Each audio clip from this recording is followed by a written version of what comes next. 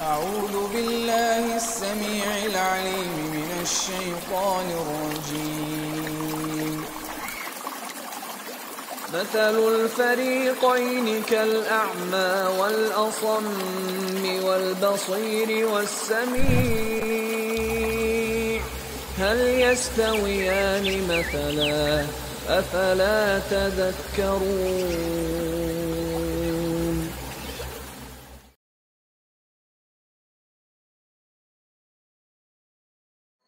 Bismillahirrahmanirrahim. Assalamualaikum warahmatullahi wabarakatuh.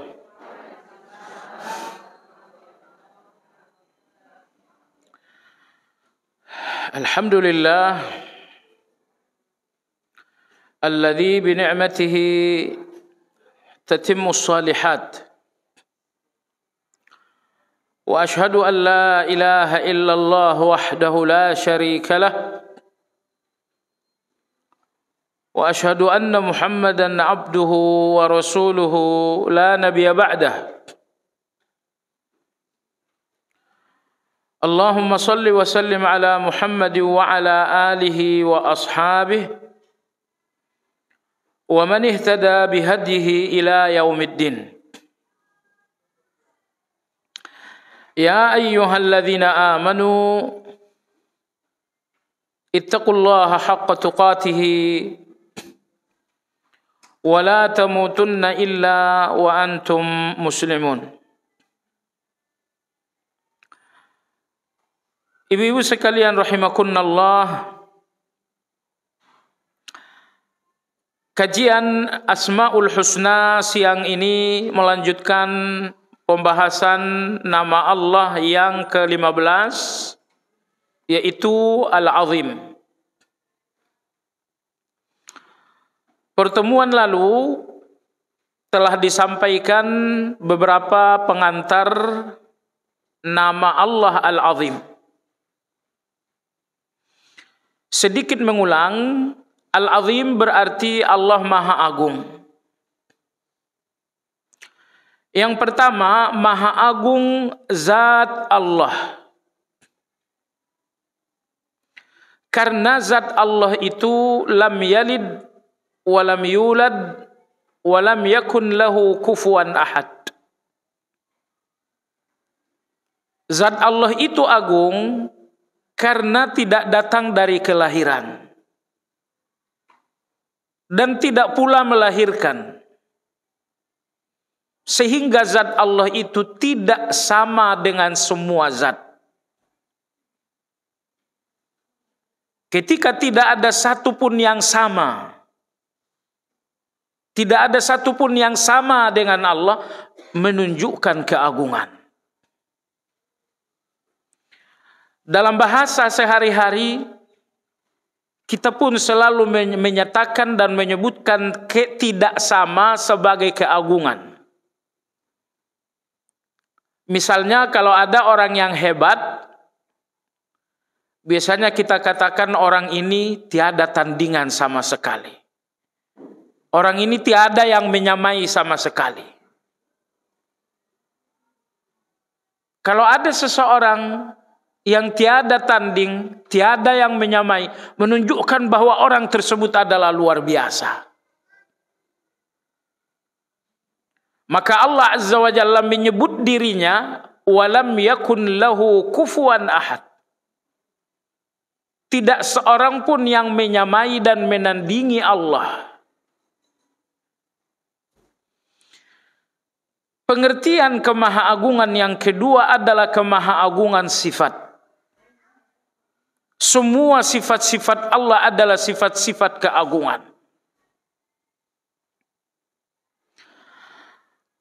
Dalam pengertian la uhsi thana'an 'alaik anta kama athnaita 'ala nafsik.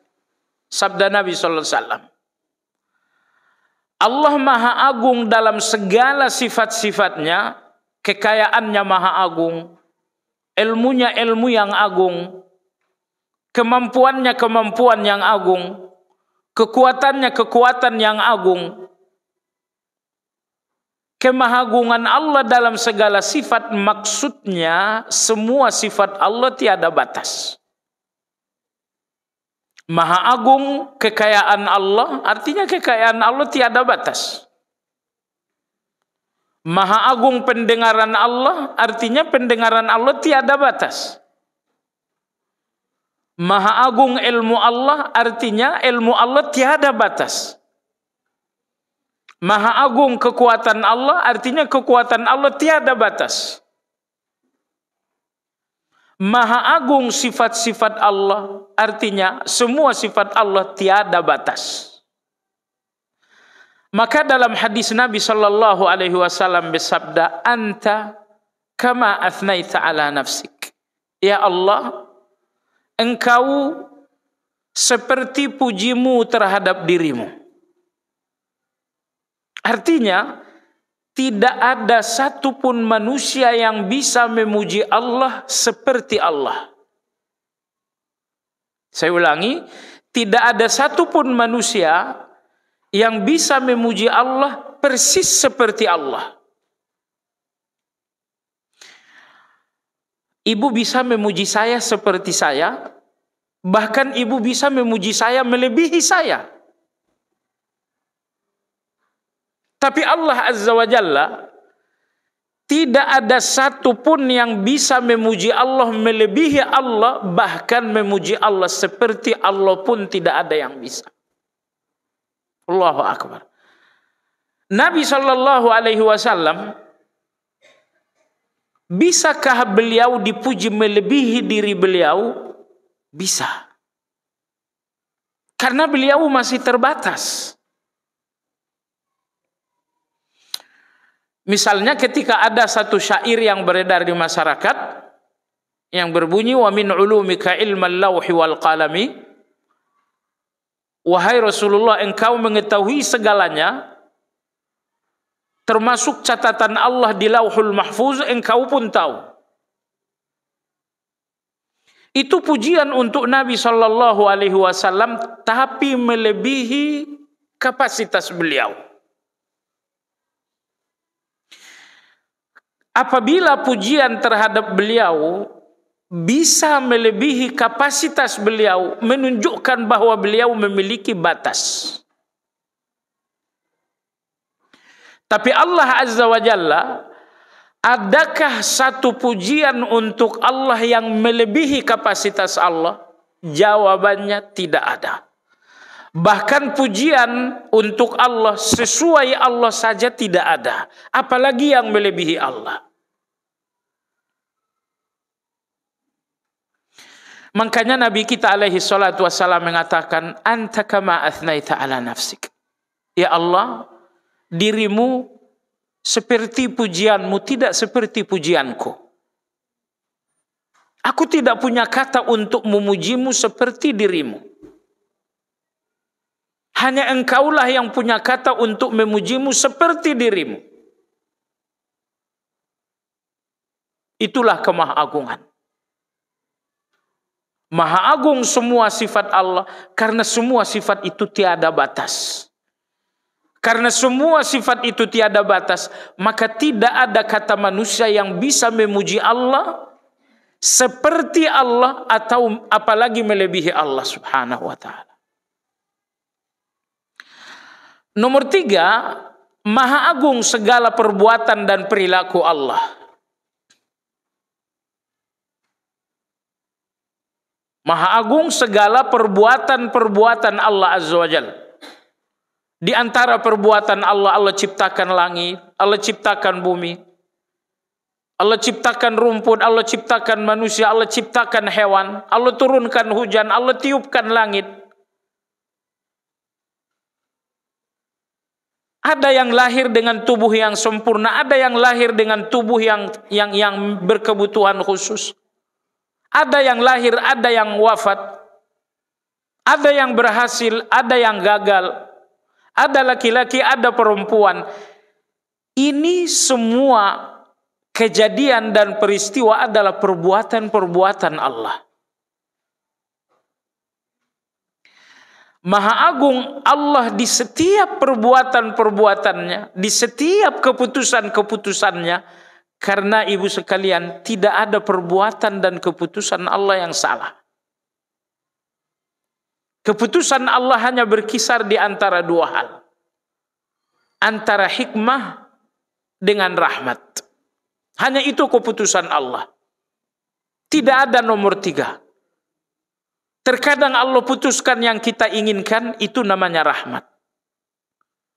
Terkadang Allah putuskan yang kita tidak inginkan, itu namanya hikmah. Jadi hanya dua perbuatan dan keputusan Allah untuk manusia. Rahmat atau hikmah. Baik. Hari ini ibu sekalian kita lanjutkan pada halaman 54 dengan judul doa ibadah. Artinya apa saja ibadah-ibadah kita yang terkandung di dalam makna al-azim. Al-azim berarti Allah Maha Agung. Penulis berkata Allah Ta'ala melarang merebut sifat keagungannya dan mengancam bagi siapapun melakukannya dengan azab yang pedih. Dalam hadis qudsi Allah Subhanahu wa taala berfirman, "Al-kibriya'u ridai wal 'azamatu izari. Faman naza'ani wahidan minhuma qadhaftuhu finnar." Artinya, kesombongan adalah selendangku dan keagungan adalah kainku. Maka barang siapa yang mengambil salah satu darinya, salah satu dari keduanya dariku, niscaya aku mencampakkannya ke dalam neraka. Dalam riwayat lain, siapa yang mengambil salah satunya dariku, aku akan menghukumnya. Nah, jadi Allah menyebutkan kesombongan itu selendangku, keagungan itu pakaianku. Siapapun yang mengambilnya, memakainya, akan aku hukum di dunia dan di akhirat. Ibu sekalian, saya berikan Anda satu perumpamaan untuk mendekatkan pemahaman. Gajah memiliki pakaian. Tiba-tiba datang seekor semut ingin memakai pakaian gajah. Apa kata Anda? Kita mengatakan ini semut nggak tahu diri sekali. Gajah binatang yang paling besar dan semut adalah binatang yang paling kecil. Tiba-tiba semut yang sangat kecil ingin memakai pakaian gajah. Kita akan mengatakan bodohnya semut, tidak tahu dirinya semut. Nah, itu hanya ilustrasi dalam kehidupan sesama makhluk. Maka Allah Azza wa Jalla mengatakan, sombong itu pakaianku, agung itu pakaianku. Allah berfirman, kalian tahu diri enggak bahwa kalian semua adalah budak? Akulah raja, akulah malik. Ya, aku adalah malik yang maha berkuasa, yang maha raja, dan kalian adalah budak. Yang kedua, akulah Al-Khaliq yang maha menciptakan, kalian itu ciptaanku. Nah, karena aku adalah raja, kalian adalah budak, aku adalah pencipta, kalian adalah ciptaan, maka akulah yang berhak atas pakaian kesombongan. Akulah yang berhak atas pakaian keagungan. Nah, kalian ini budak enggak boleh memakai pakaian kesombongan. Nah, jadi jamaah sekalian, apabila ada seorang budak yang sangat hina, lalu bersikeras untuk memakai pakaian kesombongan, tentu ini adalah satu kecerobohan. Dan Allah Subhanahu wa taala mengancam, qadzaftuhu finnar. Siapapun di antara kalian yang mengambil pakaianku yaitu kesombongan, akan aku hukum. Akan aku buang ke dalam neraka. Hadis qudsi ini ibu-ibu sekalian yang saya hormati memberikan kita satu pelajaran. Di antara ciri-ciri orang yang akan masuk neraka adalah seseorang yang hidup dengan jiwa sombong. Semua orang yang hidup di dunia dengan kesombongan 100% akan masuk ke dalam neraka. Akan masuk ke dalam neraka. Nabi kita sallallahu alaihi wasallam bersabda bahwa di dalam neraka ada satu sel yang bernama bolas. Sel bolas ini adalah tempat di mana terhimpun segala kotoran para penghuni neraka. Kotorannya yang besar dan yang kecil, tetes keringatnya, darahnya, nanahnya, semua kotoran para penghuni neraka mengalir terhimpun di satu lokasi yang bernama bolas. Siapa yang akan tinggal di lokasi ini? Jawabannya adalah al-mutakabbirun, yaitu orang-orang yang hidup di dunia menyombongkan diri. Nabi kita sallallahu alaihi wasallam bersabda, yuhsyarul mutakabbiruna yaumal qiyamati amthal adz-dzar. Orang-orang yang sombong nanti pada hari kiamat akan dihidupkan oleh Allah sebesar semut ala surati insan, tapi persis seperti manusia. Jadi kalau nanti di akhirat Anda ketemu dengan manusia tapi sebesar semut, inilah orang-orang sombong. Yata'uhumun nas, tiada henti-hentinya terinjak oleh manusia. Di dunia orang-orang sombong inilah yang berusaha menginjak orang lain. Keadilan akan ditegakkan nanti pada saat dibangkitkan dari kubur, semua orang sombong akan dihidupkan oleh Allah dengan tubuh sebesar semut, sehingga mereka terus-menerus akan diinjak oleh semua manusia. Waliyahzubillah. Oleh sebab itu jamaah sekalian yang saya hormati, hati-hati dengan kesombongan. Kesombongan dalam agama kita bukan dosa kecil tapi dosa besar. Ancaman yang sangat serius sekali ketika Nabi kita bersabda, la yadkhulul jannata man kana fi qalbihi mithqalu dzarratin min kibar. Tidak mungkin masuk surga seseorang yang dalam hatinya ada takabur meskipun sebesar debu. Jadi takabur meski sebesar debu, kesombongan meski sebesar debu, itu sudah cukup untuk menutup pintu surga bagi seseorang. Hati-hati dengan sombong ini. Ulama kita memberikan komentar, kenapa takabur sebesar debu menutup pintu-pintu surga bagi seseorang? Karena semua kejahatan ada di dalam takabur. Semua kejahatan ada di dalam takabur. Tidak ada orang yang jatuh pada semua kejahatan kecuali karena ketakaburan dalam dirinya. Waliyahzubillah. Jemaah sekalian, ketika hadis ini disebutkan Nabi sallallahu alaihi wasallam bahwa tidak masuk surga seseorang yang dalam hatinya ada sombong meski sebesar debu.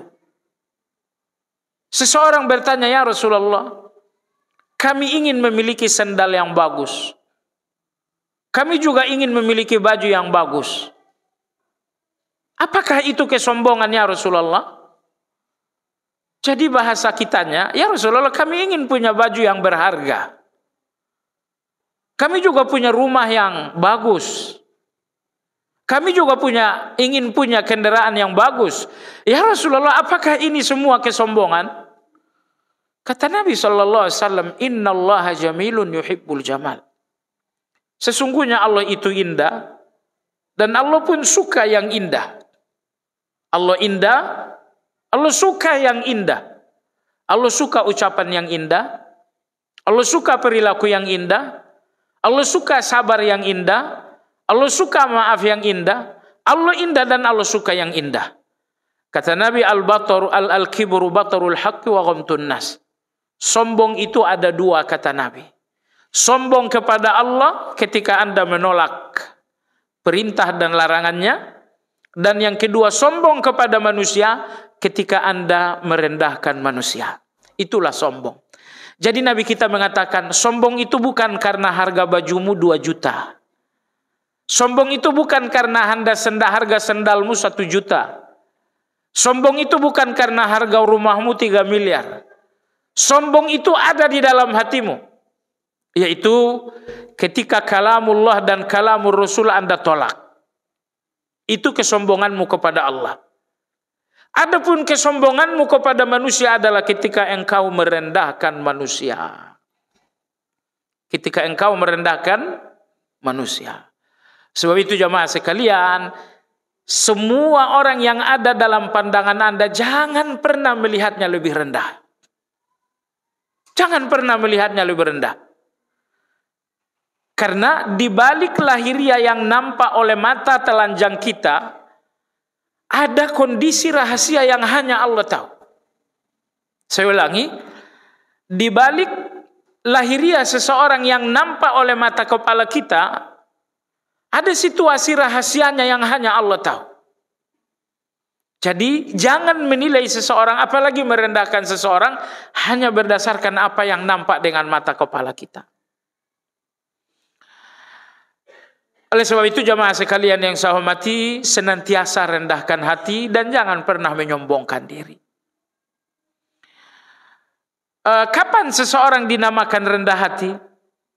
Jawabannya apabila dia melihat orang yang lebih tua, dia mengatakan, pasti kebaikannya lebih banyak daripada saya. Dan apabila melihat orang yang lebih muda, dia berkata, pasti dosanya lebih sedikit daripada saya. Dan apabila melihat orang yang seusia, dia mengatakan, pasti saya tidak lebih baik dari dia karena kita satu usia. Dengan 3 sudut pandang ini, insya Allah Anda akan selamat dari takabur. Anda melihat orang yang lebih tua, pasti kebaikannya sudah lebih banyak. Anda lihat orang yang lebih muda, pasti dosanya lebih sedikit. Anda lihat orang yang sejawat dan seusia, pasti saya bukan yang lebih baik dan pasti dia bukan lebih buruk. Jemaah sekalian yang saya hormati, oleh sebab itu Aisyah radhiyallahu anha mengatakan, beliau ditanya, kapan seseorang dinamakan rendah hati? Beliau berkata, ketika engkau keluar dari rumah dan semua orang yang kau lihat tak satu pun dalam pandanganmu lebih rendah darimu. Itu yang dinamakan dengan rendah, itu yang dinamakan rendah hati. Ketika kita keluar rumah, bertemu dengan banyak orang, tapi enggak satu pun dalam pandangan kita lebih rendah dari kita. Itu dinamakan dengan tawadu. Baik jamaah sekalian yang saya hormati. Ulama-ulama kita mengatakan, penyebab seseorang takabur ada 7 hal. Ada 7 hal. Penyebab pertama, orang takabur disebabkan karena ilmu. Disebabkan karena ilmu. Penyebab yang kedua orang takabur adalah disebabkan karena ibadah. Penyebab ketiga seseorang takabur disebabkan karena fisik. Kecantikan, ganteng. Penyebab yang keempat seseorang takabur disebabkan karena nasab, garis keturunan. Penyebab kelima seseorang menjadi takabur disebabkan karena al-quwah, kekuatan. Penyebab keenam seseorang menjadi takabur disebabkan karena syuhrah, popularitas. Penyebab ketujuh seseorang menjadi takabur kasratul ansar, karena memiliki banyak pendukung. Karena memiliki banyak pendukung. Jadi itu 7 penyebab manusia menjadi kecatat tidak semuanya? Baik. Baik, kita bahas satu persatu. Baik. Yang pertama jamaah sekalian, penyebab yang pertama seseorang sombong adalah ilmu. Ilmu apa itu? Ilmu agama. Ilmu agama seperti ustadz-ustadz, seperti ulama-ulama. Termasuk kita yang suka belajar ini. Ternyata jamaah sekalian, ilmu agama ini sangat rentan membuat seseorang sombong. Ulama-ulama, kesombongan dalam hati mereka pun sangat dahsyat. Hanya saja mayoritas mereka menahan. Dan sekelintir di antara mereka nggak bisa menahan. Anda lihat di jagat media sosial, menjatuhkan di kalangan orang-orang yang berilmu. Oh, dia bukan orang berilmu. Oh, dia orang yang baru belajar 2 hari. Oh, dia memang sekolahnya di mana? Nah, kenapa ilmu agama membuat seseorang takabur, sombong? Karena 2 alasan. Pertama, karena niat belajar ilmu agama adalah niat yang rusak. Enggak semua orang yang belajar agama ini memiliki niat yang lurus. Maka kalau seseorang mengambil ilmu dengan niat yang rusak, maka ilmu ini akan menjadi kesombongan. Misalnya, kamu kenapa belajar agama? Oh, supaya saya jago berdebat. Saya punya kawan kayaknya songong, saya belajar biar saya bungkam dia. Oh, Anda belajar untuk mengalahkan orang lain berdebat. Nah, ini niat yang rusak. Maka ketika Anda dapatkan ilmu ini nggak akan memperbaiki Anda. Ilmu itu nggak akan membuat Anda semakin rendah hati. Ilmu itu akan Anda gunakan untuk menjatuhkan orang lain dengan cara berdebat. Bahkan dengan cara memvonis. Oh, itu orang sesat bla bla bla. Ini nomor 1. Maka ibu-ibu sekalian yang saya hormati, ketika Anda hadir dalam kajian-kajian seperti ini, luruskan niat. Dalam banyak kajian saya selalu katakan, orang yang duduk di majelis ilmu ada 2 tipe. Ada yang hadir di majelis ilmu membawa gelas yang penuh. Dan ada yang datang membawa gelas yang kosong. Orang yang datang di majelis ilmu dengan gelas yang penuh, biasanya ceramah-ceramah ini hanya akan luber, hanya akan tumpah. Dia nggak akan mendapatkan apa-apa. Karena dia datang hanya untuk menilai, siapa sih ustadznya, saya pengen tahu. Oh, kalau Anda datang tujuannya untuk menilai, artinya Anda datang membawa gelas yang berisi penuh. Semua yang akan diucapkan oleh sang penceramah itu akan menjadi luber. Itu akan menjadi tumpahan-tumpahan dan gak sedikit pun yang akan Anda tampung. Kenapa? Anda datang dengan tujuan ingin menilai, artinya Anda datang dengan membawa gelas yang penuh. Apa yang disampaikan oleh sang guru, banyak sekali kebaikan yang seharusnya Anda tampung dengan gelas Anda. Sayangnya Anda bawa gelas yang penuh, ucapan-ucapan sang guru itu akhirnya hanya menjadi luberan-luberan yang gak bisa Anda tampung. Lalu tipe yang kedua, ada orang yang datang ke majelis ilmu memang murni ingin mendapatkan kebenaran. Mereka membawa gelas yang kosong. Nggak ada niat hati datang untuk menilai.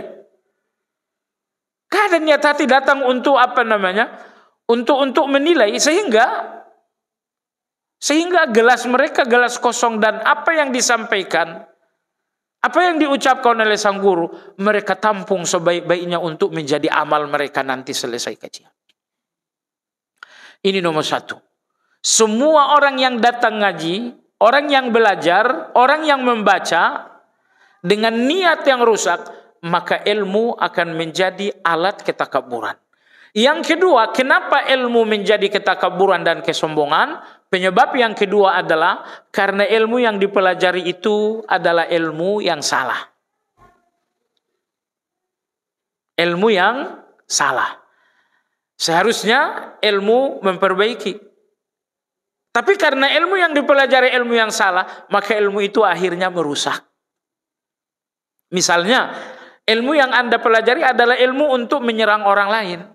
Ustaz, kalau ada orang begini. Kalau ada orang, bukan begitu cara belajar. Orang belajar itu ingin memperbaiki diri Ustaz. Kalau saya begini gimana Ustaz? Enggak usah tanyakan orang lain kepada seorang yang berilmu. Tanyakan diri Anda. Kalau kita terlalu sibuk dengan orang lain, kita enggak akan memperbaiki diri. Dan itu fakta. Orang yang terlalu sibuk dengan orang lain, biasanya mereka akan mengabaikan diri sendiri. Sebaliknya, orang yang sibuk dengan diri sendiri, akhirnya enggak akan punya waktu untuk melirik orang lain. Ya, jamaah sekalian yang saya hormati, inilah dua penyebab mengapa ilmu menjadi kesombongan. Pertama, karena ilmu diambil dengan niat yang rusak, dan yang kedua, karena ilmu yang dipelajari itu adalah ilmu yang merusak, bukan ilmu yang perbaiki. Oleh sebab itu, luruskan niat Anda, dan yang kedua, pastikan ilmu yang Anda pelajari itu ilmu yang memperbaiki. Sehingga ilmu itu memang untuk memperbaiki Anda. Anda nggak perlu nanya fulan. Biarkan mereka. Pak Ustadz, kalau Bapak Presiden kita, apa urusannya Presiden dengan Anda? Pak Ustadz, terus terang saya dengan kasus Ferdy Sambo. Hubungannya dengan Anda apa? Bertanyalah sesuatu yang memperbaiki diri Anda. Baik jamaah sekalian. Inilah sebab kesombongan yang pertama. Ilmu yang salah ambil. Salah ambil karena niatnya salah, salah ambil karena materinya salah. Nah, kalau ibu bertanya, kalau begitu ilmu apa yang saya pelajari? Jawabannya ibu sekalian, pelajari penyakit Anda, agar Anda tahu obat apa yang harus Anda cari. Pelajari apa penyakit Anda, agar Anda tahu jenis obat apa yang harus Anda cari. Kalau penyakit saya adalah penyakit sombong, berarti ilmu yang harus saya cari adalah ilmu tazkiyatun nafs. Kalau penyakit saya adalah penyakit syirik, berarti ilmu yang saya pelajari adalah ilmu tauhid. Kalau penyakit saya adalah penyakit bid'ah, berarti ilmu yang saya pelajari adalah ilmu sunnah.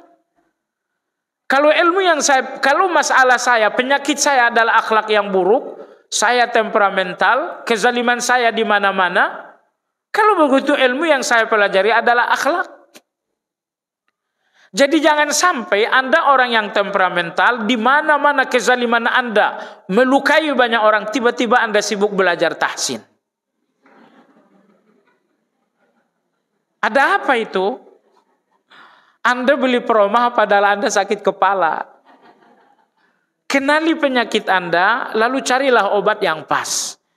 Maksudnya ibu-ibu sekalian, ilmu ini memiliki cabang-cabang yang sangat banyak. Usia kita untuk mempelajari ini semua nggak akan sampai.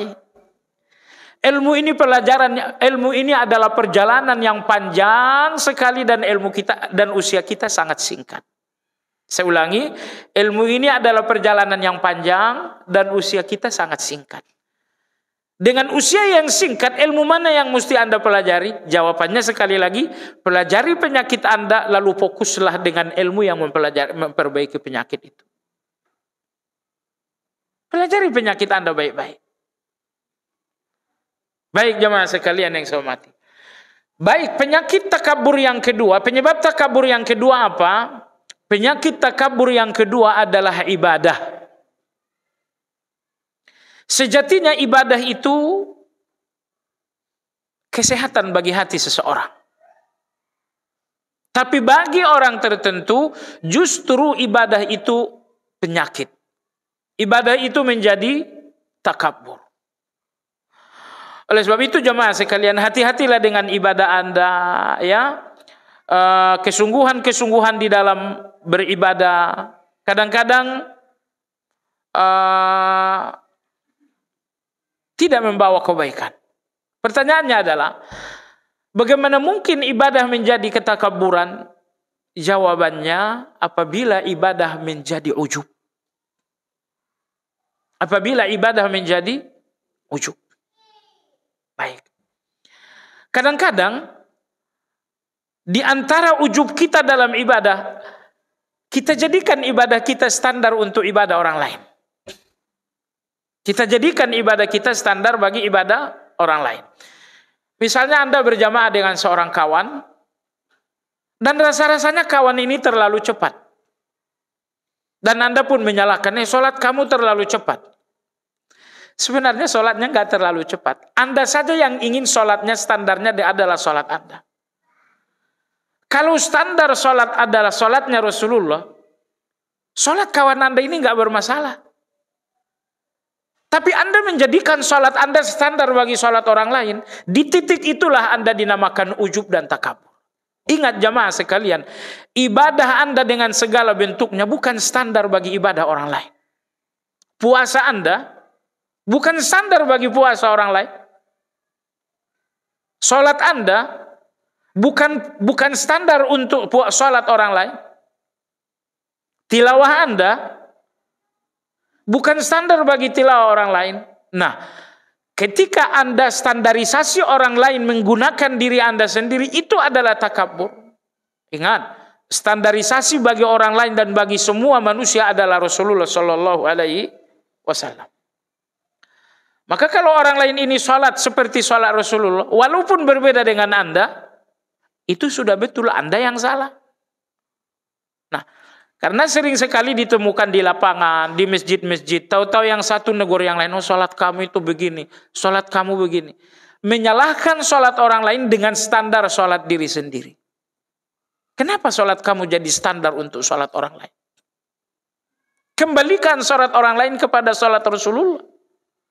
Kalau sholat orang lain dikembalikan kepada sholat Rasulullah ternyata cocok, ya sudah, itu sudah pas. Nah, yang kedua tadi saya sebutkan ujub. Ujub, di antara kesombongan dalam ibadah adalah ujub. Merasa diri lebih hebat dengan ibadah. Ya, tidak ada orang seperti saya. Tengah malam begini orang tidur, saya udah sholat. Tengah malam begini saya udah selesai 1 juz, orang lain masih ngorok. Jamaah sekalian, tidak usah lihat orang lain. Ya, nggak usah melihat orang lain, lihat diri Anda sendiri. Maka ulama-ulama tazkiyatun nafs mengatakan latihan membersihkan diri itu ada 4. Intinya semua kebaikan membersihkan jiwa manusia. Secara khusus ada 4 latihan membersihkan jiwa. Yang pertama adalah as-samt. Apa itu? Lebih banyaklah diam. Lebih banyak diam. Orang yang terlalu banyak berbicara, biasanya hatinya kotor. Biasanya hatinya kotor. Jadi usahakan untuk sesedikit mungkin berbicara. Bicara hanya pada batas-batas yang dibutuhkan. Latihan bersih jiwa yang kedua, al-ju'. Apa itu? Lakukan puasa sunnah lebih giat. Kemudian yang ketiga, latihan bersih jiwa yang ketiga jamaah sekalian adalah as-sahar. Anda harus lebih giat salat malam. Yang keempat, apa yang keempat? I'tizalun nas. Kurangi bergaul kecuali dengan orang baik. Ini 4 hal ini. Kalau 4 hal ini Anda bisa jalankan, Anda komitmen, insya Allah hati Anda perlahan-lahan Anda akan bersih. Apa tadi yang pertama? Latihan membersihkan jiwa. Yang pertama lebih banyak kurangi bicara, itu lebih bagus. Kurangi bicara. Kurangi berbicara. Semua bicara yang tidak ada gunanya, diamlah. Diamlah. Ulama kita mengatakan begini, bicara itu ada 4. 3/4 diamlah, hanya 1/4 yang boleh Anda bicara. Kapan-kapan deh kalau gitu, terlalu banyak menyimpang nanti. Baik, yang pertama, jangan banyak bicara. Yang kedua, giatlah berpuasa. Yang ketiga, sungguh-sungguhlah salat malam. Yang keempat, jangan bergaul kecuali dengan orang baik, orang-orang saleh. Ibu-ibu sekalian yang saya hormati, 4 hal ini terapi yang dianjurkan ulama kita untuk membersihkan jiwa. Baiklah. Jadi tadi sebab takabur yang kedua adalah ibadah. Kapan ibadah itu menjadi takabur? Pertama, kalau ibadah menjadi ujub. Yang kedua, ketika kita jadikan ibadah kita standar untuk ibadah orang lain. Dalam dua hal ini, seseorang telah takabur dengan ibadahnya. Coba sekalian, takabur yang ketiga adalah takabur dengan nasab. Takabur dengan garis keturunan. Takabur dengan fisik nggak jadi soal. Takabur dengan fisik. Fisiknya, kulit saya kamu lihat nggak, kulit saya nih glowing. Kamu lihat nggak saya nih betapa saya sangat ideal. Jemaah sekalian yang saya hormati, inilah takabur yang ketiga. Takabur disebabkan karena fisik yang indah. Takabur disebabkan karena fisik yang indah. Kata ulama kita, kalau Anda takabur dengan fisik yang indah, cobalah pandangan Anda sedikit dibelokkan. Apa itu? Lihat apa yang ada di balik fisik Anda, yaitu hati dan pikiran Anda. Ternyata di balik hati Anda banyak sekali bangkai yang sangat busuk. Sekiranya seseorang menyadari hatinya yang penuh dengan bangkai busuk, maka nggak mungkin lagi ada orang yang bangga dengan fisiknya yang indah. Wajahnya cantik, warna kulitnya bagus, tinggi tubuhnya memang ideal. Tapi di balik tubuh yang ideal itu ada hati yang penuh dengan bangkai. Apa artimu bagi Allah Azza wa Jalla? Gak ada artimu bagi Allah Azza wa Jalla. Mata manusia memang kagum, tapi di mata Allah kau bukan siapa-siapa. Baik jemaah sekalian. Jadi ini takabur yang ketiga. Takabur disebabkan karena fisik.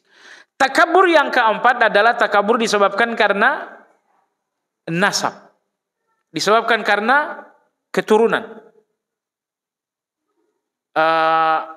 Saya keturunan presiden. Saya keturunan menteri. Intinya dia ingin membesarkan diri, tapi nggak ada yang dibesarkan dalam diri, maka dia hubungkanlah dirinya dengan kakek, dengan buyut.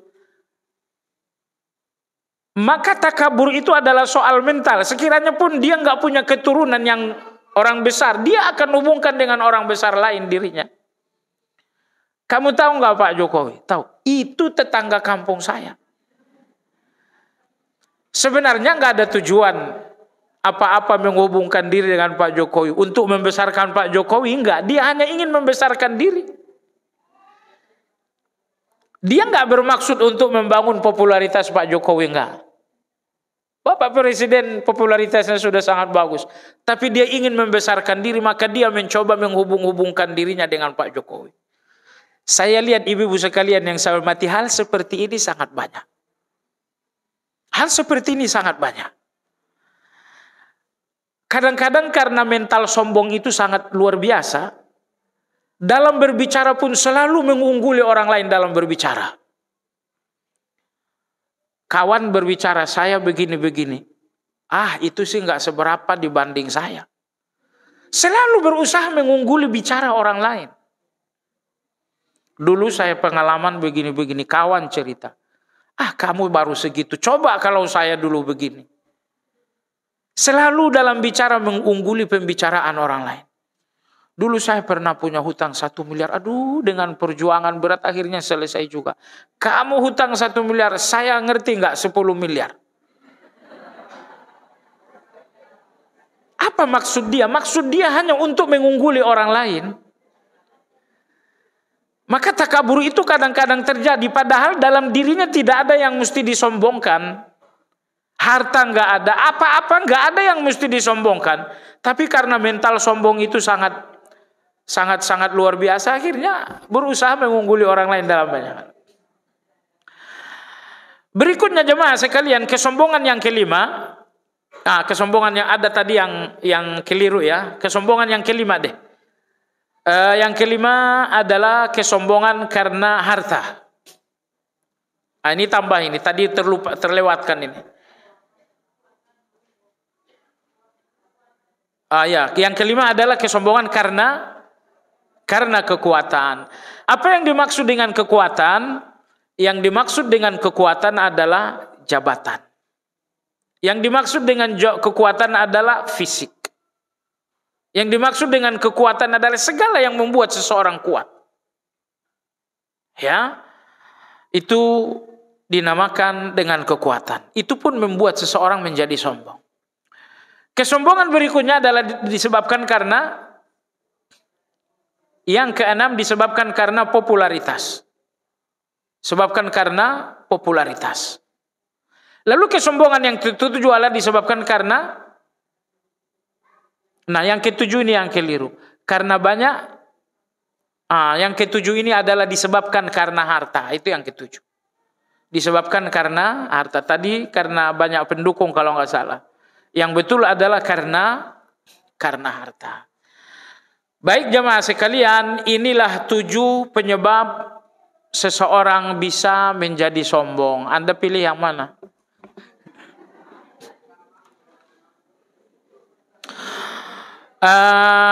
Jadi tugas kita di sini, ibu sekalian, mungkin ada yang sombong karena faktor pertama, mungkin karena faktor kedua, faktor ketiga. Nah sekarang silakan melakukan diagnosa. Anda lebih mengenali diri Anda. Dari 7 penyebab sombong ini, mana yang ada dalam diri Anda? Apakah 1? Itu bagus kalau cuma 1. Tapi kalau dalam diri Anda ada 3, itu bagus daripada 7. Tapi ala kulli hal, seperti saya katakan, kadang-kadang sombong itu terjadi disebabkan karena jiwanya memang jiwa sombong. Harta nggak ada, ilmu nggak ada, jabatan nggak ada. Tapi karena jiwanya jiwa sombong juga. Contohnya tadi, dihubung-hubungkanlah dirinya dengan orang lain. Nggak ada jabatan yang mesti disombongkan, tapi dia hubungkan dirinya dengan orang lain. Kamu tahu nggak Bupati Bogor? Oh itu kawan saya sekelas. Menghubung-hubungkan diri dengan orang besar dalam rangka membesarkan diri. Baik jemaah sekalian, kita kembali kepada pembicaraan. Berikutnya, poin yang kedua pada halaman 55. Orang yang pernah mengalami penyakit gila keanggungan sepanjang sejarah, keadaan akhir mereka adalah sampah sejarah dengan akhir yang tragis yang tidak pernah mereka bayangkan. Semua orang yang yang gila kekuasaan dalam perjalanan sejarah semuanya menjadi sampah. Ya, ambil contoh misalnya seperti Firaun. Ibu sekalian yang saya hormati, seperti Firaun misalnya, sepanjang hayat satu-satunya keinginan Firaun adalah bagaimana mempertahankan kekuasaan. Karena merasa kekuasaannya di atas segala yang berkuasa, akhirnya Firaun menyebutkan diri dengan Tuhan. Apa akhir dari Firaun? Akhir dari Firaun sampai hari ini tidak ada yang menyebut Firaun kecuali dengan embel-embel laknatullah. Di masa kehidupannya, dia mungkin disanjung, dia mungkin dipuji. Tetapi orang-orang yang gila kekuasaan, mereka-mereka yang hidup di atas kesombongan, akhir kehidupan mereka adalah sampah, dan tidak ada orang yang menyebut mereka kecuali dengan penghinaan. Misalnya Namrud, raja yang hidup di zaman Nabi Ibrahim alaihissalam. Bagaimana dia memproklamirkan diri sebagai Tuhan? Imam Ibn Katsir rahimahullah dalam kitab Al-Bidayah wan Nihayah menulis tentang kematian yang sangat aneh terhadap Raja Namrud. Raja yang mengaku diri Tuhan itu ternyata matinya disebabkan karena seekor nyamuk. Seekor nyamuk masuk melalui hidung sampai ke otak. Sampai di otak ternyata nyamuk ini tidak mati. Nyamuk tetap hidup di dalam otak Namrud dan berteriak-teriak. Jangankan di dalam otak, di samping telinga saja nyamuk itu berteriak, kita nggak bisa tidur. Ya, betapapun nyaman kamar kita, sejuk kamar kita, satu ekor nyamuk saja bersuara, nggak bisa tidur kita. Sekarang bayangkan kalau nyamuk itu ada di dalam otak Namrud, bagaimana bisa tidur? Maka kalau nyamuk itu bersuara, Namrud memukul kepala. Nanti bersuara lagi, dia pukul kepala lagi. Lama-kelamaan memukul kepala, akhirnya Namrud bosan. Akhirnya dia minta dibuatkan palu khusus untuk memukul kepala. Dibuatkan. Sehingga kalau nyamuk itu nanti bersuara, dia pukul. Pukul 3-5 kali, nyamuk itu diam. Dan nyamuk itu tetap tidak mati dan Namrud sudah bosan juga. Akhirnya diangkatlah seorang petugas untuk memukul kepala beliau. Sehingga kalau nyamuk itu bersuara, Namrud memberikan aba-aba. Lalu sang petugas memukul kepala beliau. Sampai akhirnya Namrud meninggal. Meninggal dengan satu peristiwa yang sangat aneh. Ada apa ini? Inilah orang-orang sombong. Maka jamaah sekalian yang saya hormati, semua orang sombong akan berakhir dengan sangat tragis, dengan akhir yang sangat aneh. Berikutnya penulis berkata, seorang yang mengagungkan Allah karena melihat makna kemuliaan dan keagungannya, maka hatinya akan dimasuki keagungan dan kehebatan Allah, karena langit, bumi dan seluruh alam berada dalam genggamannya bagaikan satu biji sawi yang kecil dalam genggaman manusia. Artinya penulis ingin mengatakan bahwa keagungan Allah yang sesungguhnya adalah ketika keagungan itu menguasai hati dan pikiran kita. Ketika keagungan Allah itu betul-betul menguasai hati dan pikiran kita semuanya. Allah berfirman dalam Al-Quran surat Az-Zumar, wa ma qadarullaha haqqa qadrihi, dan mereka tidaklah mengagungkan Allah dengan pengagungan yang semestinya. Wal ardu jami'an qabdatuhu yaumal qiyamah, padahal bumi seluruhnya berada dalam genggamannya pada hari kiamat. Was samawati matwiyatun biyaminih, dan langit akan digulung dalam genggaman tangan kanannya. Subhanahu wa ta'ala amma yusyrikun, maha suci Allah lagi maha tinggi dari apa yang mereka persekutukan. Ayat ini berbicara tentang hari kiamat. Nabi kita sallallahu alaihi wasallam bersabda, nanti pada hari kiamat Allah Subhanahu wa ta'ala akan meletakkan langit di satu jari, meletakkan bumi di satu jari, meletakkan lautan di satu jari, meletakkan gunung-gunung di satu jari, meletakkan isi laut dan langit dan bumi di satu jari. Tsumma yahuzzuhunna, kemudian Allah Subhanahu wa ta'ala menggetarkannya, sambil Allah mengatakan, limanil mulkul yaum, hari ini siapa yang penguasa? Hari ini siapa yang berkuasa? Nabi kita menjelaskan hal ini sambil Nabi kita menggerak-gerakkan tangan kanannya. Saya ulangi, Allah meletakkan langit di atas satu jari, bumi di atas satu jari, lautan dan semua sungai di atas satu jari, kemudian batu-batu dan gunung-gunung di atas satu jari, semua penghuni langit, penghuni bumi di atas satu jari.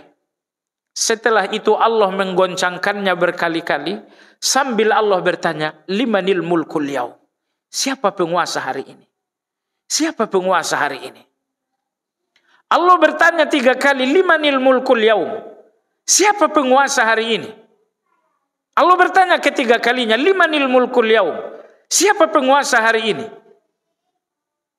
Tidak ada yang bisa menjawab. Akhirnya Allah sendiri yang menjawab, lillahil wahidil qahar. Hari ini penguasa adalah yang Maha Esa lagi Maha Al-Qahar, yang Maha memaksa. Nah, jadi saat itulah itu yang dimaksud dengan Maliki Yaumiddin. Apa arti Maliki Yaumiddin? Yang maha berkuasa pada hari pembalasan. Berkuasa pada hari pembalasan, kekuasaan Allah dihubungkan dengan hari pembalasan, karena pada hari pembalasan itu Allah letakkan langit di atas satu jari, bumi di atas satu jari, kemudian lautan dan sungai di atas satu jari, bebatuan pohon-pohon, kemudian gunung-gunung di atas satu jari, penghuni langit, penghuni bumi di atas satu jari. Kemudian Allah goncangkan berkali-kali, lalu Allah bertanya 3 kali, siapa penguasa? Aina mulukud dunia? Di mana penguasa-penguasa dunia? Di mana raja-raja dunia? Di mana presiden-presiden dunia? Ternyata tidak satu pun yang bisa bersuara. Sekarang bolehlah berbicara. Ya, sekarang yang membuat orang lantang berbicara kan jabatan. Saya sebagai petani tidak bisa saya berbicara. Nah, ini bisa berbicara sedikit lantang karena dia seorang camat. Oh, kalau ini lantang sekali karena memang dia seorang gubernur. Yang itu yang lantang banget ngomong siapa? Itu presiden banget. Di depan Allah Azza wa Jalla, jabatan yang selama di dunia membuat kalian lantang berbicara, di depan Allah, Allah tantang, bicaralah siapa yang berkuasa. Akuilah bahwa kalian penguasa. Ternyata jamaah sekalian, sampai di depan Allah, penguasa itu nggak ada yang berani mengakui bahwa saya adalah penguasa. Nggak ada yang mengakui. Jenderal-jenderal itu nggak ada lagi yang mengakui saya ini jenderal. Nggak ada yang mengaku sama sekali di depan Allah. Jadi mereka yang lantang bicara, mereka yang sombong berbicara itu karena di depan saya dan di depan Anda. Nanti ada saatnya di depan Allah Subhanahu wa taala mereka tidak bisa ngomong apa-apa lagi. Dan itu adalah hari keadilan. Yaumuddin, hari di mana Allah akan membalas segala-galanya. Di dunia banyak keadilan yang belum tercapai. Di depan Allah keadilan itu akan disempurnakan. Jadi oleh sebab itu, keagungan Allah, bayangkanlah hari pembalasan, bayangkanlah keagungan Allah, dan keagungan itu seharusnya menguasai hati seseorang. Keagungan Allah itu seharusnya menguasai hati dan pikiran seseorang. Cuma sekalian yang saya hormati, ulama kita mengatakan apabila keagungan Allah telah menguasai pikiran seseorang dan hati seseorang, maka hati itu akan bersih dari segala keinginan-keinginan untuk maksiat. Segala gelisah, segala duka cita, segala keinginan-keinginan dosa, segala sombong, semuanya akan hanyut, terbakar apabila dalam hati itu telah terpenuhi dengan keagungan Allah Azza wa Jalla. Salat itu akan khusyuk. Tapi kalau hati Anda penuh dengan keagungan Allah Azza wa Jalla, masalahnya jamaah sekalian, gelas hati ini tidak terisi dengan keagungan Allah Subhanahu wa taala. Begitu banyak keagungan-keagungan yang mengisi gelas hati ini, sehingga keagungan Allah hanya sedikit dalam gelas hati kita. Baik. Kita lanjutkan di bawah. Keagungannya akan nampak jelas dalam ayat yang paling agung, sebuah ayat yang dinamakan ayatul kursi. Allah berfirman, ya, wasi'a kursiyyuhus samawati wal ard wala ya'uduhu hifdzuhuma wa huwal aliyyul azim. Kursi Allah meliputi langit dan bumi, dan Allah tidak merasa berat memelihara keduanya, dan Allah Maha tinggi lagi Maha agung. Coba kita renungkan ayat ini sedikit demi sedikit. Wasi'a kursiyyuhus samawati wal ard. Langit dan bumi itulah ukuran kursi Allah. Apa itu kursi? Ibnu Abbas radhiyallahu anhu ditanya, kursi itu adalah maudhi'ul qadamain.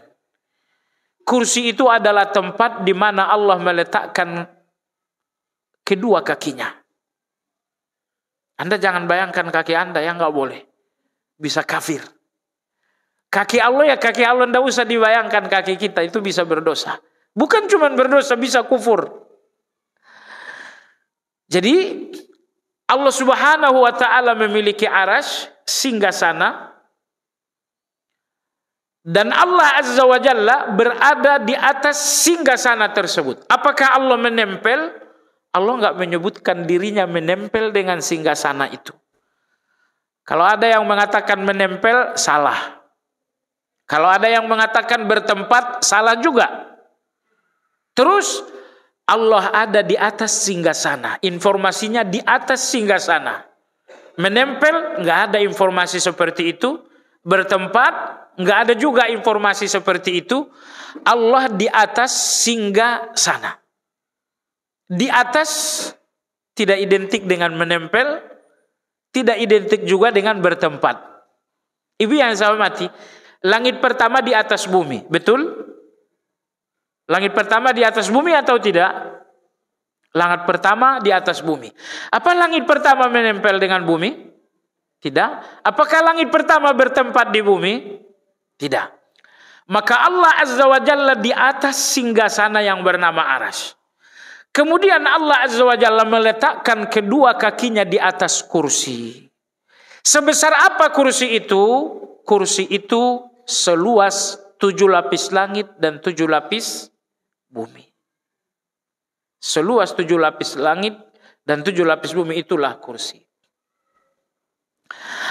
Kemudian wala yauduhu hibzuhuma, dan tidaklah berat bagi Allah menjaga keduanya.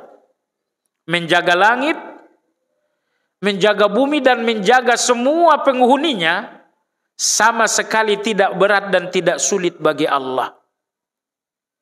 Jadi kalau menjaga langit tidak berat bagi Allah, menjaga bumi pun tidak berat bagi Allah, apalagi menjaga kita yang kecil ini. Wa huwal aliyyul azim, dan Allah Subhanahu wa taala Maha tinggi, Maha besar. Karena kemahatinggian dan kemaha besar itulah, maka tidak berat dan tidak sulit bagi Allah menjaga langit dan menjaga bumi. Berikutnya jemaah sekalian, seorang hamba hendaknya mengagungkan Allah dengan sebenar-benarnya, memuliakannya dengan sebenar-benarnya, dengan segala kemampuan yang ada, sehingga pengagungan tersebut membuahkan sikap tawaduk. Agungkanlah Allah sampai hati ini benar-benar ada di dalam tawaduk. Nabi kita sallallahu alaihi wasallam, man tawadhu'a lillah rafa'ahullah. Siapa yang merendahkan hati karena Allah.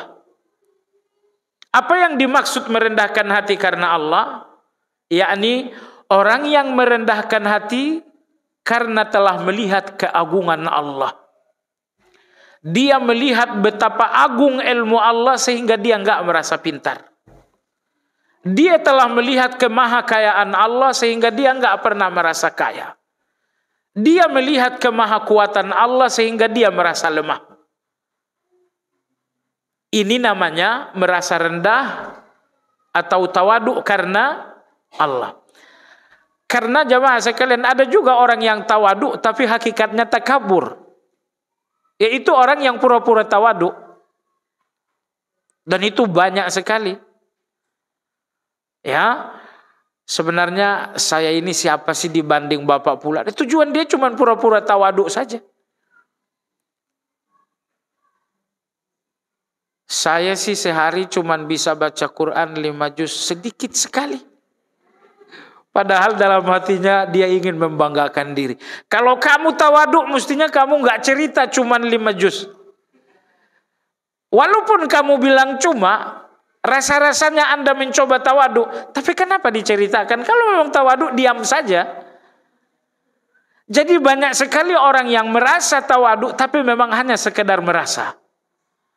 Tawaduk yang membuahkan pahala itu ketika Anda tawaduk karena Allah. Tawaduk karena Allah itu seperti yang tadi saya sampaikan. Anda lihat Allah Maha Tahu, maka Anda merasa bodoh.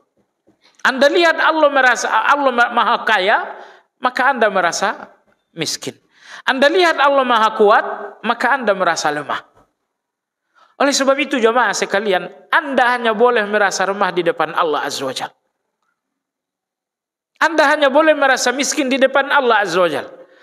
Apakah Anda sebagai manusia boleh merasa lemah di depan manusia? Itu syirik kecil. Sekali lagi, itu syirik kecil. Tidak boleh seorang hamba menghamba di depan hamba. Jangan sampai karena yang datang ini wali kota, karena yang datang ini gubernur, karena yang datang ini orang kaya, lalu Anda kemudian merendahkan diri. Inna lillahi wa inna ilaihi rajiun. Seorang hamba nggak boleh merendah di depan seorang hamba. Dia orang kaya dan Anda orang miskin, betul? Tapi apakah karena Anda miskin lalu Anda menghamba di depan dia orang kaya? Nggak boleh. Cuma sekalian, ini semuanya adalah syirik kecil. Kenapa? Karena seorang hamba hanya boleh merendah di depan yang maha tinggi. Seorang hamba hanya boleh merasa lemah di depan yang maha kaya. Seorang hamba hanya boleh merasa miskin di depan yang maha kaya. Dan kalau Anda lihat Allah maha kaya, Anda pun akan sadar tak ada lagi yang kaya kecuali Allah. Kalau Anda masih lihat manusia yang kaya, berarti Anda belum melihat kekayaan Allah Azza wa Jalla. Sejatinya kalau Anda lihat Allah maha besar, maka Anda tidak lihat lagi ada yang besar. Ini presiden, ini gubernur. Anda tidak melihat lagi ada manusia yang besar kalau Anda sudah melihat bahwa Allah maha besar. Tapi jamaah sekalian yang saya hormati, hati ini nggak melihat dan nggak merasakan kemahabesaran Allah, maka hati ini melihat betapa besarnya Bapak Presiden, betapa besarnya Bapak Menteri, bahkan betapa besarnya Pak Camat, Pak Lurah dan lain-lain. Kenapa? Anda akan melihat manusia besar saat Anda nggak melihat besarnya Allah. Kalau Anda nggak melihat Allah maha kaya, Anda akan silau dengan semua kekayaan manusia. Makanya jamaah sekalian, kalau Anda sudah mengenal Allah, mendalam mengenal Allah, maka Anda akan melihat manusia ini semuanya kecil, semuanya lemah, semuanya nggak ada apa-apanya. Dan ini adalah target belajar Asmaul Husna. Sampai Anda melihat manusia layaknya manusia. Jangan melihat manusia lebih dari sekedar manusia. Jangan melihat manusia lebih dari sekedar manusia. Dan Allah menyatakan dalam Al-Quran, ya ayuhan nas antumul fuqara. Wahai kalian manusia, kalian semuanya adalah orang-orang fakir. Kalian semua adalah orang-orang fakir. Baik jemaah sekalian yang saya hormati, sampai di sini pembahasan kita, mudah-mudahan bermanfaat. Barangkali ada pertanyaan, dipersilakan. La haula wala quwwata illa billah.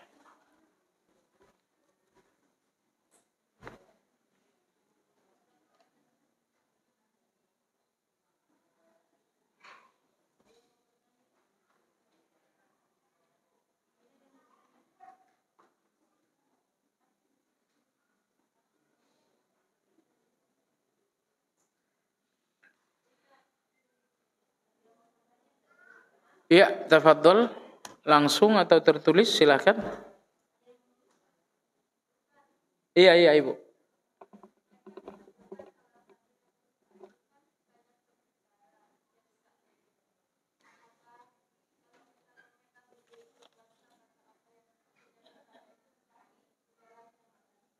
Apa kalau kita?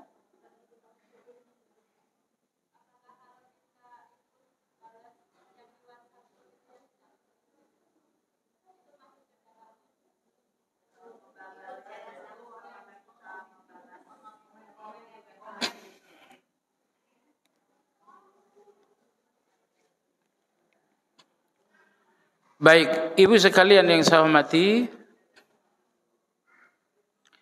tadi saya sebutkan bicara itu cuma 4 macam. Ucapkan 1 dan diamlah untuk yang 3. Baik, yang pertama, baik dan bermanfaat. Baik dan bermanfaat. Ini baik, efeknya juga manfaat. Nah, ini bicaralah.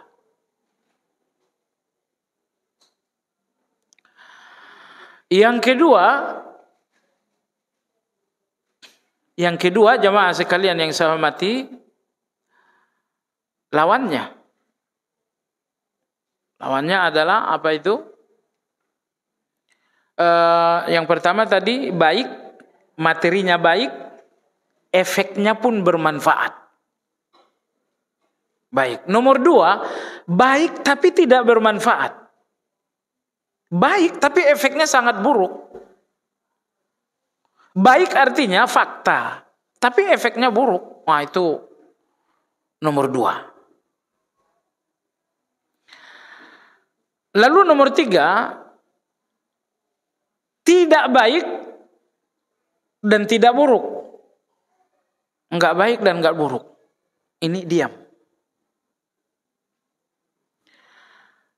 Lalu nomor 4, sudah. Nomor pertama tadi baik dan manfaat. Yang kedua baik tapi enggak manfaat. Nomor 3, tidak baik dan enggak baik, enggak buruk. Diam saja. Lalu yang terakhir, yang keempat jamaah sekalian adalah bahwa baik tapi bercampur buruk. Itu juga diam. Baik, ada baiknya tapi bercampur buruk. Nah, itu sebaiknya diam saja. Maka ketika misalnya di dalam satu komunitas, dalam satu grup, ada bicara, ada komen, ada postingan, pastikan ini komentar saya baik atau buruk, atau tidak baik tidak buruk, atau baik tapi bercampur buruk. Itu harus dipilih-pilih. Nah, kalau apa yang akan Anda tuliskan ini memang baik dan bermanfaat, silahkan tulis. Kebaikan dan efeknya juga bermanfaat, itu satu-satunya yang boleh ditulis. Jadi walaupun itu baik tapi efeknya tidak bermanfaat, sebaiknya tidak perlu ditulis. Wallahu a'lam. Allah berfirman, kesombongan adalah selendangku, barang siapa yang mengambilnya niscaya aku campakkan ke dalam neraka. Bagaimana dengan kami telah banyak berkata dan perbuatan yang dikatakan sombong, bagaimana doa untuk meminta ampun pada Allah atas banyak kesombongan yang telah dilakukan. Tadi kita sampaikan kesombongan itu ada 2. Kesombongan kepada Allah adalah batarul haq, menolak kebenaran. Misalnya Allah mengatakan jangan makan riba. Besok aja. Anda tolak. Itu namanya sombong. Misalnya Allah Subhanahu wa taala mengatakan maafkanlah tetangga. Aduh, belum bisa yang satu ini. Itu Anda sombong namanya. Anda sombong namanya. Mentaati Allah dalam hubungan Anda dengan Allah sangat mudah. Tapi mentaati Allah dalam hubungan Anda dengan manusia ini yang sangat berat. Maka sombong yang pertama adalah menolak kebenaran. Kemudian sombong yang kedua adalah merendahkan manusia. Jadi jangan merendahkan manusia siapapun orangnya. Ya, jangan merendahkan manusia siapapun orangnya. Selalulah berpikir orang ini pasti punya kelebihan yang saya nggak tahu. Ya, pasti punya kelebihan yang saya nggak tahu. Nah, Umar radhiyallahu anhu ketika beliau akan wafat, beliau meminta agar oleh anaknya Abdullah bin Umar dibiarkan terbaring tanpa bantal. Beliau mengatakan, wahai Abdullah, biarkan aku terbaring tanpa bantal. Anaknya Abdullah bin Umar mengatakan, wahai ayahku, mana mungkin. Umar bin Khattab radhiyallahu anhu marah. Beliau mengatakan, wahai Abdullah, cepat letakkan kepalaku di lantai tanpa bantal.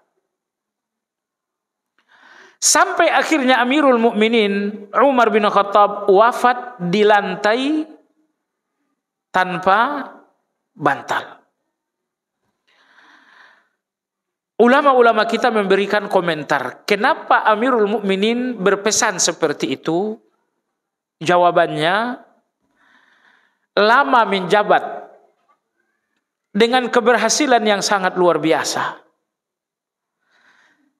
Amirul Mukminin takut ada sisa dalam hati sebuah rasa besar, sebuah rasa berhasil, sebuah rasa menjabat. Maka beliau ingin wafat dengan kepala di atas lantai sebagai satu ketawadukan dan rendah hati. Intinya beliau ingin wafat dengan rendah hati.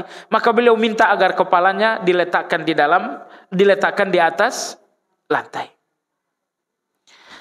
Makanya ibu yang saya hormati, di antara kasih sayang Allah, bahwa rata-rata orang wafat terlebih dahulu, sakit terlebih dahulu. Nabi kita sebelum wafat, terlebih dahulu sakit selama 13 hari. Karena sakit menjelang kematian itu adalah hikmah yang sangat besar. Kenapa? Sakit menjelang kematian menghapus dosa. Dan yang kedua, sakit membersihkan hati. Gak ada orang yang sakit yang sombong. Sakit itu membersihkan hati dari takabur. Semakin parah sakit, semakin tak ada dalam hati seseorang sombong. Sehingga wafatlah seseorang dengan hati yang bersih, tanpa sedikit pun ada sombong di dalam, dan itu adalah modal utama untuk bisa masuk surga. Baik. Lantas kalau misalnya telah terlanjur menjadi ada misalnya dalam masa lalu sikap-sikap sombong, bagaimana caranya? Caranya adalah perbaiki yang akan datang, niscaya Allah akan membersihkan yang telah berlalu. Perbaiki yang akan datang, maka Allah akan membersihkan yang telah berlalu. Gak ada gunanya kita istighfar kalau untuk yang akan datang kita belum berbenah dan memperbaiki diri. Ada seorang laki-laki usia 60 tahun bertemu dengan Imam Hasanul Basri. Kata Imam Hasanul Basri, berapa usiamu? Laki-laki ini mengatakan, usiaku 60 tahun. Kata Imam Hasanul Basri, yang sisa lebih sedikit daripada yang telah habis. Kakek ini diam beberapa saat. Lalu setengah bergetar dia mengatakan, wahai imam, kata-katamu membuat aku takut. Apa yang harus kulakukan? Imam Hasanul Basri mengatakan, perbaiki yang tersisa agar Allah memperbaiki yang berlalu. Perbaiki yang tersisa agar Allah Subhanahu wa taala memperbaiki yang telah berlalu. Yang telah berlalu ini panjang sekali. Dan yang tersisa ini entah berapa lagi yang tersisa.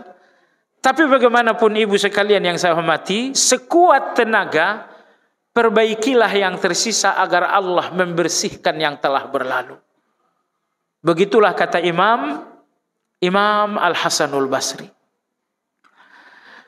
Beberapa hari lalu saya lihat satu pertemuan dihadiri oleh seorang mentor bernama Abdullah bin Ni'mat. Perkumpulan ini di Saudi Arabia dan mentor ini orang Madinah. Dihadiri oleh banyak orang. Sang mentor bertanya kepada semua orang yang hadir. Beliau berkata, saudara-saudara sekalian, saya mohon angkatlah tangan bagi siapapun yang merasa mencintai Allah. Semua orang yang hadir angkat tangan, kecuali sang mentor. Setelah itu beliau katakan, silahkan turunkan tangan, jazakumullahu khairah. Beliau mengatakan, kalian semua angkat tangan. Satu-satunya yang tidak angkat tangan cuma saya.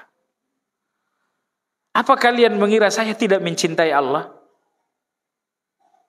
Saya pun mencintai Allah seperti kalian. Tapi di dalam cinta saya kepada Allah terdapat banyak sekali pengkhianatan. Maka saya nggak berani angkat tangan bahwa saya mencintai Allah Azza wa Jalla. Saya mencintai istri saya tanpa pengkhianatan. Saya mencintai anak-anak saya tanpa pengkhianatan. Tapi saya mencintai Allah Azza wa Jalla dengan banyak sekali pengkhianatan, dengan banyak sekali prasangka-prasangka buruk.